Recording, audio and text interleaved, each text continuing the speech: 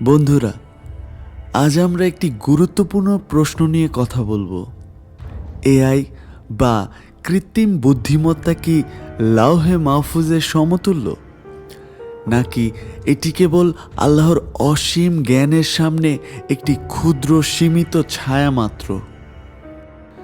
লাওহে মাহফুজ, যাকে কোরআনে বলা হয়েছে সংরক্ষিত ফলক, এটি আল্লাহ সুবহানাহু তাআলার সেই জ্ঞানের ভাণ্ডার যেখানে সৃষ্টির শুরু থেকে শেষ পর্যন্ত সব কিছু নির্ভুলভাবে লেখা আছে। আপনার জন্ম, আপনার প্রতিটি শ্বাস, এক ফোঁটা বৃষ্টির পতন, সবই সেখানে লিপিবদ্ধ। এটি কোনো ডেটাবেজ নয়, কোনো কম্পিউটার ফাইলও নয়, বরং এটি আল্লাহর চিরন্তন ইলম বা জ্ঞানের প্রতিফলন। এখন আসি এআই এর কথায়। এআই মানে আর্টিফিশিয়াল ইন্টেলিজেন্স। এটি মানুষের বানানো এক ধরনের বুদ্ধিমত্তা, যা ডেটা বিশ্লেষণ করে শিখে অনুমান করে। এআই কেবল সেই তথ্য জানে যা আমরা তাকে দিয়েছি বা যা থেকে এটি শিখেছে।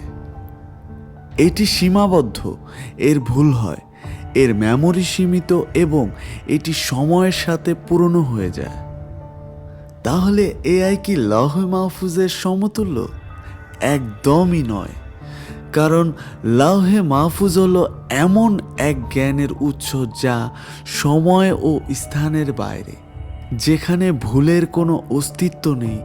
আর এআই হলো একটি ক্ষুদ্র সীমিত ত্রুটিপূর্ণ সিস্টেম যা আল্লাহর সৃষ্টি বুদ্ধিমান মানুষের হাতের কাজ।